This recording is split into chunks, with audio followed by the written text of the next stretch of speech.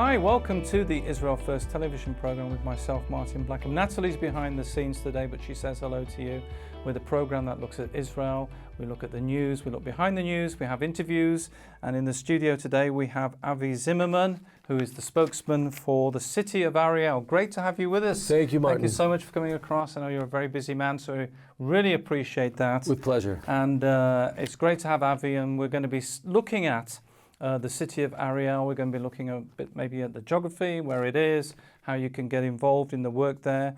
Avi's originally from the United States. He's the executive director of American Friends of Ariel and the Cities of Ariel's international representative. He's written for the Jerusalem Post and Times of Israel and has been featured in Israel National News, Haaretz, and Breaking Israel News. He's the founder of Talk 17 Media website, and it's doing an amazing job, and we're going to try and squeeze in a bit about that during the program, so stay tuned. Avi, great. As I say, thank you so much for coming in. With pleasure. So maybe you can tell us a bit about yourself. You're not originally from Israel. You're originally from the United States. So how did you come here? Was it a big decision, or did you just come on the spur of the moment, or how did you come to be in Israel? I would say that in some respects I'm originally from Israel, but I wasn't born here. I was born and raised in the United States. It was when I was 14 years old that I resolved on a family trip to Israel that this is where I belong, and decided that I would make it my business to move to Israel after I finished my high school studies. Was this from a kind of a religious basis, on the basis of the Jewish people coming back to the land of Israel, or? I'm going to give you a Jewish answer to that question and say yes and no. Okay. Yes, because I did grow up in a religious environment in the United States, but a religious community. I went to Jewish schools growing up. But no, because if we limit our understanding of what it means to be Jewish, especially Jewish outside of Israel, so there may be a sense, and oftentimes there is a sense, that Judaism is a religion, and specifically a religion.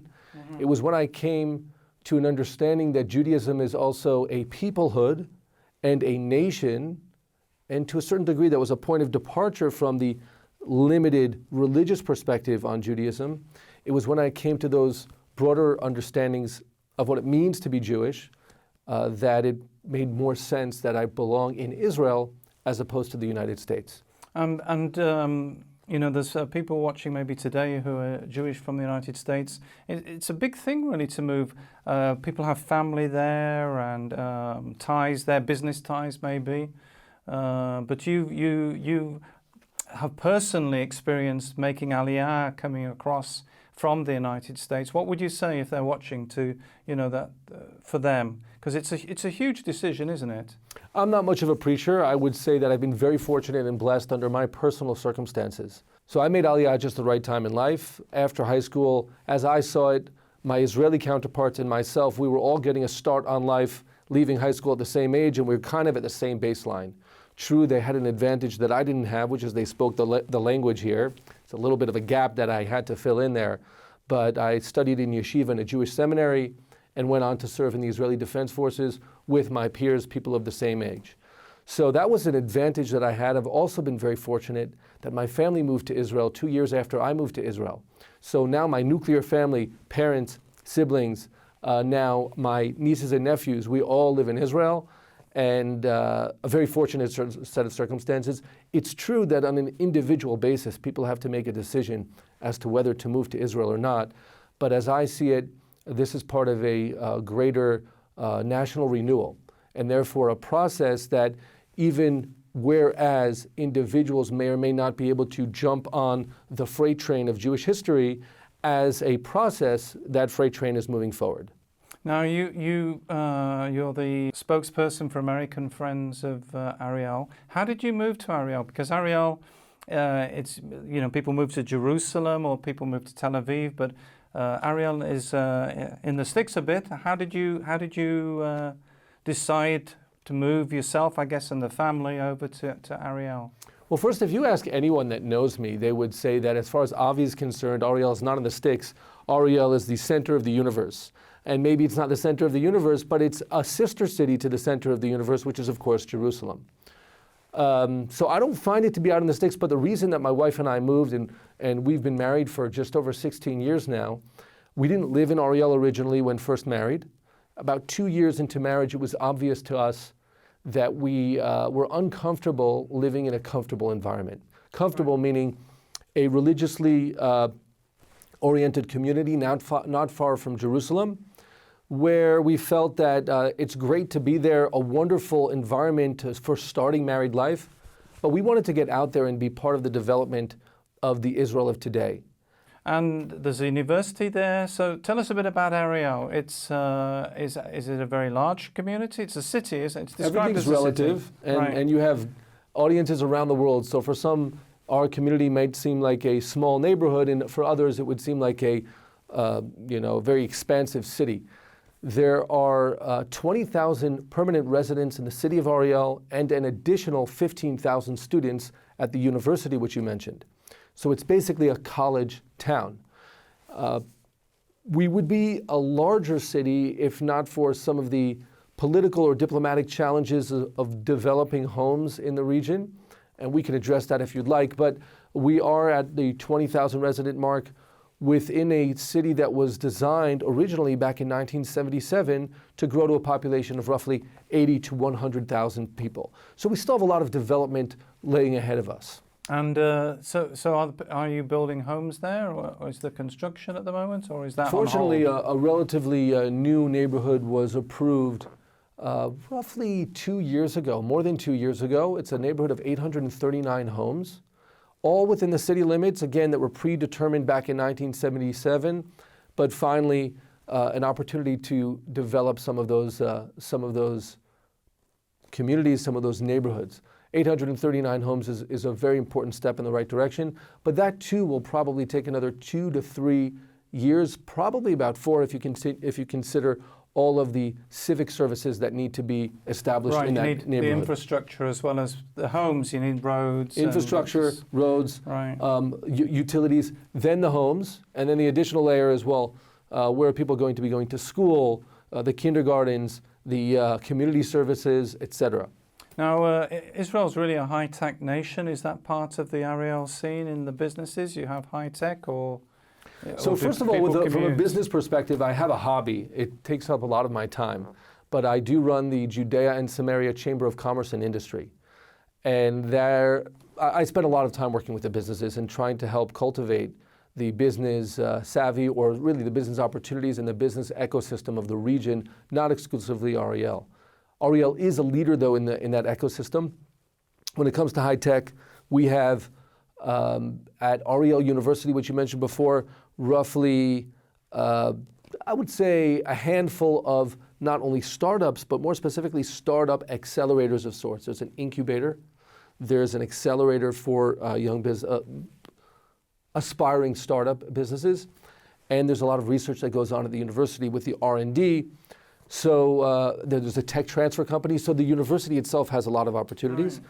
There's also an entrepreneurship center, the Field Center for Entrepreneurship, which is a sister program to the Field Center for Entrepreneurship at Baruch College in New York, which is really one of the national leaders in the United States. So we have a lot of opportunities that we're bringing to the business community so that the startup nation is growing in our startup city as well. Now, you were mentioning you're involved with the Judea Samaria Chamber of Commerce, and I know that you're working very hard to do businesses for both Jewish people and Arabs. Maybe you can tell us a bit about that. It's very interesting that you're not just doing it for Ariel, but you're also doing it for your neighbors in the area, trying to promote business. We're motivated by, I would say, two primary factors. One is the integrity of a Jewish presence in Judea and Samaria and the sustainability of that presence.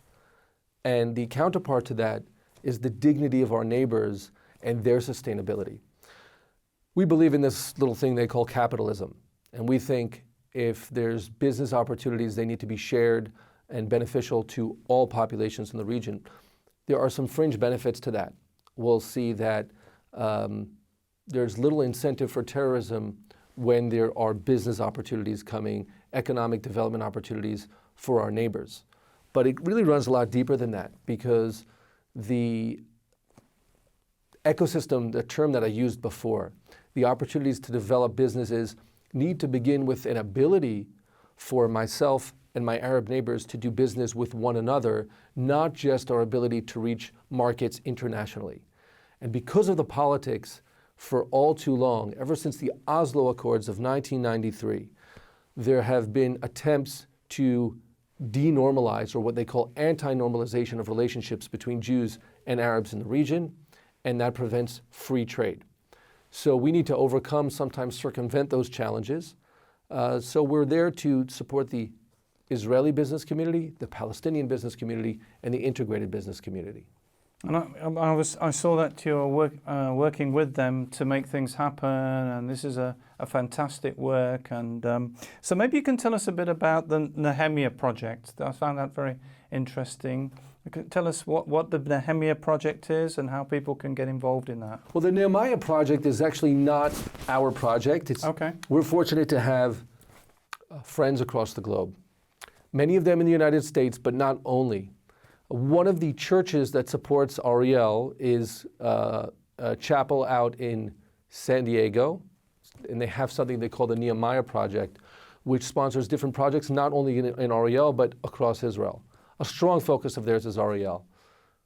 I would say in Ariel itself, the American Friends of Ariel organization and the Ariel Development Fund, which has its eyes not just to the US, but to Israel and the global community, we have more than 40 projects going on at any given point in time.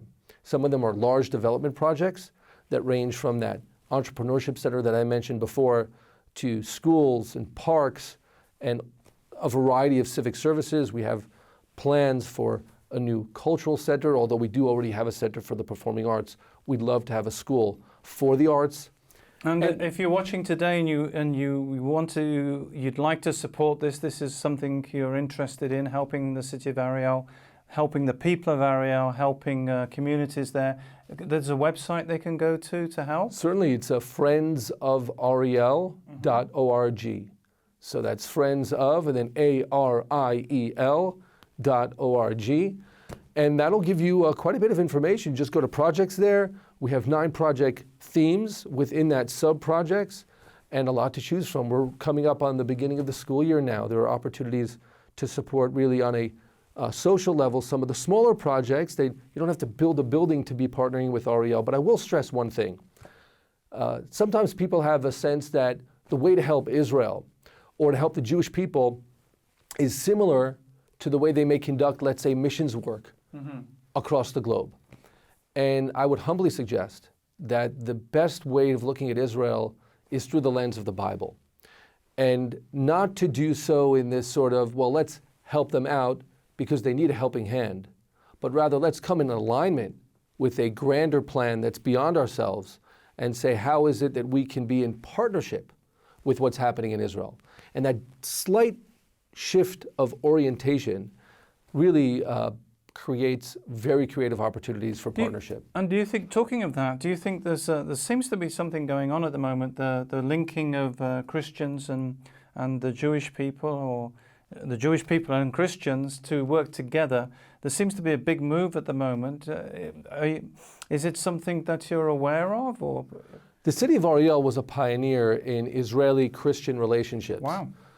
Began with Mayor Ron Nachman, who was the founding father of the city, and who understood that the capacity of the city needed to grow, and we needed to explore creative relationships to that end. We've found a spectrum of Christian communities that have taken interest in Ariel. There's one end of the spectrum, which again is that kind of missionary spectrum with a tinge of proselytizing as an interest, and we've found that we haven't been able to create any sort of chemistry with that community, I think for obvious reasons. Right. The other end of the spectrum are people who, as we said before, would like to come in alignment with what's happening in Israel, and they believe that their partnership with Israel will be a source of blessing not only for Israel but for themselves as well.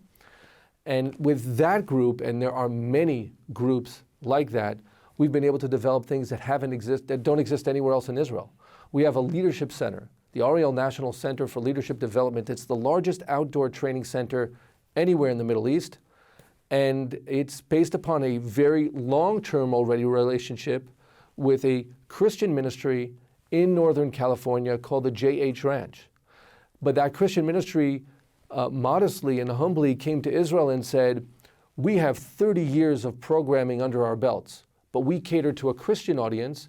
We'd like to discover how we can adapt our programming for a Jewish audience, not to change the Jewish people, but to give tools, Bible-based tools, that will be of service to the Jewish people. Right. And I think that's a creative model that we now have very, very strong relationships with the Ministry of Education in Israel to develop that program from an Israeli perspective, but with an appreciation for the history and the process that was originally cultivated by a Christian group.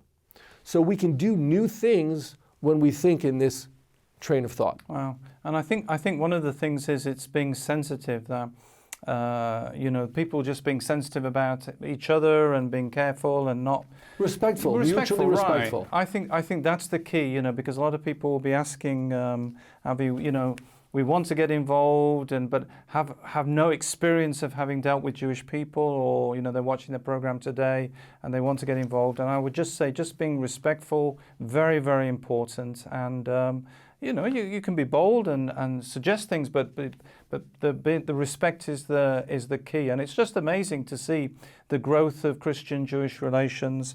Now, one of the issues that we have is that we have a whole, we're preaching a bit to the choir, because a lot of the people are already in favor. I know a lot of you watching today are Christian Zionists, or you're watching today because you support the nation of Israel. But how do we reach? We're trying to trying to reach those who are not in that category. I know you've started, and please do go to this website. We're putting the information on the screen. Talk 17, where you're doing talks from Judea and Samaria. Maybe you can tell us a bit about that and why you've started that. Talk17.org. Yeah. And that was, the 17 is in 2017, which is the 50-year mark following the 1967 liberation of Judea and Samaria. And 1967, the Six-Day War, is a fascinating date and point in time, benchmark, if you will, in modern-day Israeli history, where it really depends on how you're looking at the looking glass. Are you looking at the process of events that led up to 1967, where Israel really felt that it was about to be pushed into the sea, as its neighbors had threatened to do? Or from the aftermath of the war, which was a miraculous war, and what was first a defensive war, became Israel emerging as the victor, getting control over territories that it didn't anticipate. It was only a contingency plan to reunify or liberate all of Jerusalem. When that happened, Israel wasn't quite even sure what to do with that, and indeed, to this day, we've relinquished control over the Temple Mount. I think out of an inner sense, are we ready to handle the responsibility that comes with being the sovereign over Jerusalem? Right. We said before, the center of the universe. That's no small thing. Right. So Israel itself, I think, has grappled on a very deep level, and it also plays itself out in the politics with what do we do with Judea and Samaria. The international community has seen that debate, that internal debate, has tried to capitalize on that debate and seen it as a weakness, and uses other terms for Judea and Samaria. Instead of the heritage terms, it talks about the region as what they call the West Bank. Mm-hmm. And they've politicized the issue. They've tried to push the creation of a Palestinian state in the region. And then you have friends, Jewish, Christian, who are looking at the situation, and they feel torn from within. On the one hand, Scripture tells them that Judea and Samaria is the biblical heartland of Israel. This is where the Bible transpired, and this is where the vision of the prophets is to be fulfilled. On the other hand, the news and the way that the popular media covers the stories takes things in a very derogatory set of terms, with an attempt to undermine an Israeli presence in the region and to control the conversation to make it sound as though the Israelis don't even belong there in the first place. You have somebody, he goes to church on Sunday, and then he turns on the news Sunday afternoon. He's torn from within, and he doesn't know how to resolve that situation. The simple answer is that we could look at these two as separate. Well, there's the Bible, and then there's modern-day politics, and you have to choose. But the good news is that you actually don't have to choose. The folks living in Ariel and in Judea and Samaria were not the bad guys. I don't want to point the finger to who the bad guys might be. Of course, we know that terrorists are bad guys, but There's a lot of opportunity for development. A Jewish presence in the region has been a blessing, not only to the Israeli residents, but to our Arab neighbors. We talked about commerce. The biggest employers in the area, not only for Israelis, but for Palestinians alike, are the Israeli businesses in Judea and Samaria. The opportunities we're building a new medical center at Ariel University campus. The Israeli medical care is something that's significantly sought after by our Arab neighbors. Well, now they'll have access right next to their homes instead of having to go all the way out to Tel Aviv after a long series of licenses and permissions, which they may not get on time. So we can be a blessing to ourselves and to our neighbors, not in a condescending way, but again, that word that I said before, in a partnership approach. Yeah. Do you think, Avi, the person at home, the person who's watching today, realizes the amount of cooperation there is between Jews and Arabs in Judea and Samaria? That, you can go into Rami Levi and people are shopping together. You go into, I think it's Blackham industrial estate, and there's people working together. Do you think that people realize, our friends at home realize how much cooperation there is going on, or unfortunately is it they don't, because again the conversation has been so skewed. It sounds like these populations are completely distinct. Right. First of all, I would welcome you to take the program on a trip through the Ariel and Barkan industrial parks and see things for yourselves. Come with your cameras, interview people, speak with Israelis, speak with Palestinians. I think it would be a fascinating exploration. I'm sure your guests, your audience internationally would appreciate that. Second, because the conversation is so skewed, we have this impression that these communities are constantly in a tense conflict. We speak about the conflict, therefore the conflict must exist. But if you go into those same factories and you ask, not the Jews, ask Arabs about the conflict, at first they'll shrug their shoulders, then they'll scratch their head, and then they'll ask, what conflict? And then, the conflict between the Israelis and the Palestinians, oh, sure, and then they'll start talking about it. But in the factory, when people are working side by side, that's not the reality that we experience on a day-to-day basis. There's really kind of camaraderie, friendship between people, which is kind of hidden. It's not shown. The media doesn't represent it. If you watch the news, you don't see this fairly represented on the news. There's sorry for interrupting, Martin. That's okay. There's a paradoxical irony here, where those who oppose an Israeli presence in biblical Israel, or biblical heartland of Israel, Judea and Samaria, are actually the segregationalists. They're trying to put up a wall between Israelis and Arabs, or Israelis and Palestinians. They're trying to create two states for two peoples. And they criticize Israel for, at the same time, flip side of the same story, for not giving opportunities to Palestinians. Our approach is very simple. What we said before, if neighbors are living amongst neighbors, we can be a source of blessing to one another. We can be mutually productive. Once you put up those walls, then you have a segregation problem. But we're not the ones putting up those walls. Wow. For our friends watching today, how can they get to Ariel because a lot of people come on tours to Israel and they've seen most of the sites, but they want to come to visit the city of Ariel. Is that possible? Or? It's very easy to go into your Waze Israeli application, your app on your phone, put in ARIEL, and you'll make your way to Ariel. But it's easier to go to that same website, friendsofariel.org, and there's a contact page there, and send us a note. The sooner the better, so that we can reserve a date for you, and we're happy to give you a private tour. Wow. So get in touch with them on the website. Thank you so much for joining us today. Pleasure, Martin. And we'll be right back after this.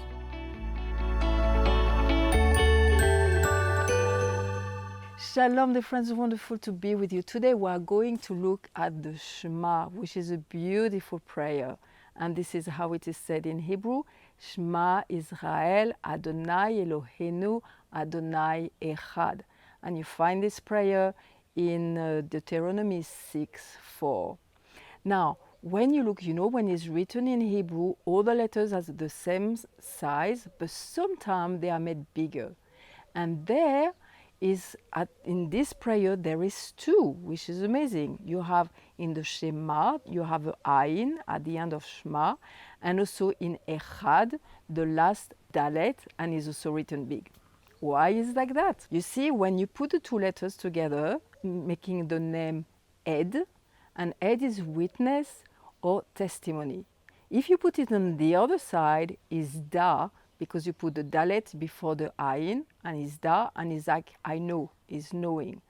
So you see there, like with these letters, God is saying, when you just take these two big letters, is like God tell us that we are a testimony for Him, and He is a testimony for us, that we are connected together, that there is this relationship with God, and like we are learning to know Him. And you know what? He loves to know us.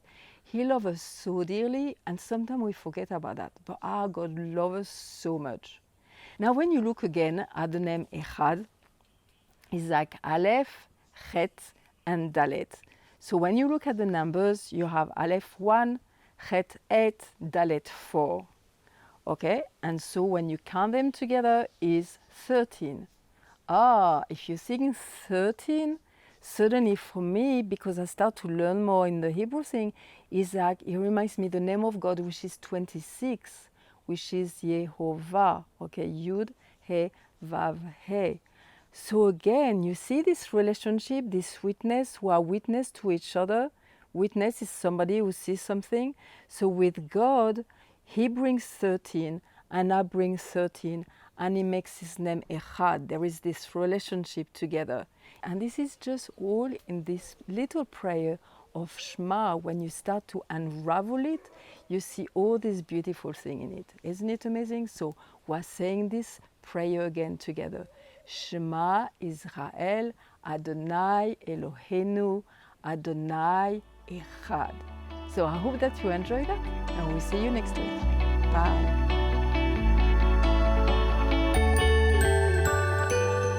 Thank you so much for joining us today as we looked at the City of Ariel, the amazing work that's going on there. Thank you so much, Avi, for coming across and telling us all about the work that's going on there. Fantastic. It's really something that you can get involved with. We love to receive your emails. Don't forget you can email us at info@israelfirst.org. Visit the website www.israelfirst.org.